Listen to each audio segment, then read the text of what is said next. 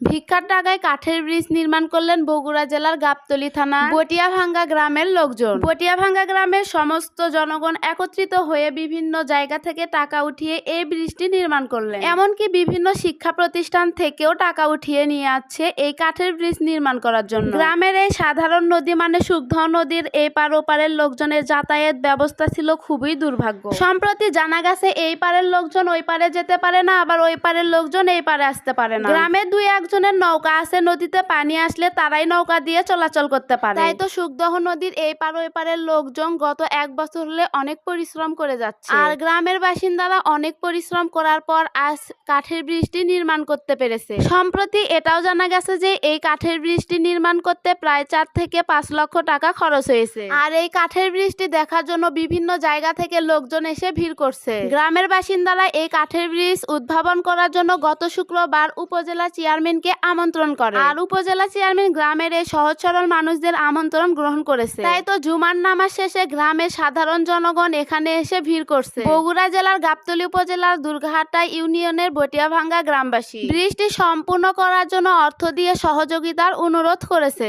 আর উদ্ভাবন শেষে উপজেলা চেয়ারম্যান গ্রামের বাসিন্দাদেরকে বলে গেল যে 2 বছরের মধ্যে ব্রিজটি পাকা করে দিবে। গ্রামের বাসিন্দাদের মতে কাঠের ব্রিজ এখনো সম্পূর্ণ হয়নি, তাই তো গ্রামের বাসিন্দারা এখনো ছুটে চলেছে অর্থের খোঁজে। এমনকি এখন পর্যন্ত বিভিন্ন শিক্ষা প্রতিষ্ঠানেও যাচ্ছে গ্রামের বাসিন্দারা। আপনি চাইলে গ্রামের বাসিন্দাদেরকে অর্থ দিয়ে সহযোগিতা করতে পারেন। তার আগে এই উপজেলা চেয়ারম্যানের মুখ থেকে কিছু কথা শুনে নিন।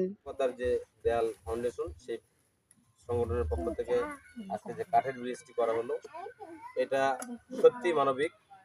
আপনারা এই এলাকাবাসী যারা আছেন তারা সকলে যেহেতু সহযোগিতা করেছেন, এই সংগঠনের সাথে আছেন, আমিও আপনাদের সাথে একত্রিত ঘোষণা করে বলতে চাই আমি এই সংগঠনের একজন সদস্য হতে চাই এবং এই সংগঠনের সাথে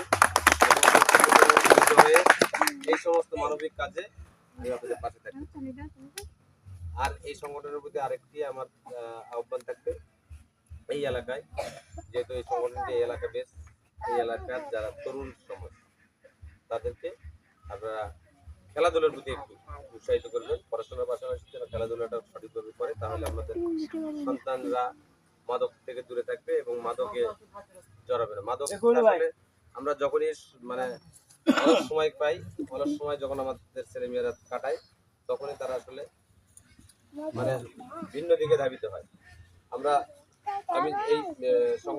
ভিডিওটি শেয়ার করে গ্রামবাসীদের উপকার করার অনুরোধ রইল।